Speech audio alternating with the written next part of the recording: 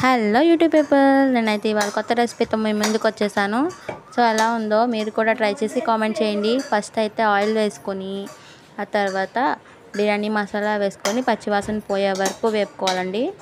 ఆ తర్వాత ఉల్లిపాయ ముక్కలు, పచ్చిమిర్చి ముక్కలు, కరివేపాకు, అల్లం వెల్లుల్లి పేస్ట్ వేసి బాగా వేపుకోవాలి. అలాగే కొంచెం టర్మరిక్ కూడా వేసి అంటే పసుపు వేసుకొని బాగా వేపుకోవాలి. బిర్యానీ లీవ్స్ ఉంటాయి తెలుసు కదా మీకు, ఆ బిర్యానీ లీవ్స్ 2 వేసుకోండి సరిపోతుంది. ఆ తర్వాత టమాటో ముక్కలు కూడా వేసుకోండి. మెయిన్ టమాటో కదా, టమాటో రైస్ కదా, సో నేనైతే 3 తీసుకున్నాను టమాటోస్. అవి కూడా వేసుకొని బాగా మగ్గేలా చూసుకోండి. మూత పెట్టుకొని బాగా మగ్గనివ్వాలి. ఆ తర్వాత ధనియాల పొడి, చిల్లీ పౌడర్ మీకు ఎంత కావాలంటే అంత వేసుకోండి. చిల్లీ పౌడర్, అలాగే చికెన్ మసాలా, బిర్యానీ మసాలా లైట్గా వేసుకుంటే సరిపోతుంది. వేసుకొని మొత్తం ఇవన్నీ పచ్చివాసన పోయే వరకు వేపుకొని అందులో మనం ఎన్నైతే బియ్యం తీసుకుంటున్నామో దానికి తగిన వాటర్ వేసుకోండి.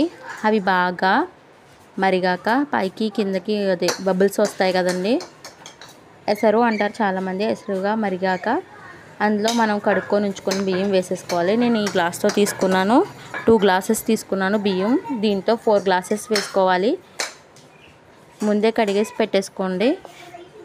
ఇలాంటి మరిన్ని వీడియోస్ కోసం అకౌంట్ని సబ్స్క్రైబ్ చేసుకొని సపోర్ట్ చేయండి. అంతేనండి, రెడీ. సపోర్ట్ చేయండి, లైక్ కొట్టి సపోర్ట్ చేస్తూ ఉండండి. Thank you for watching my video. Like please.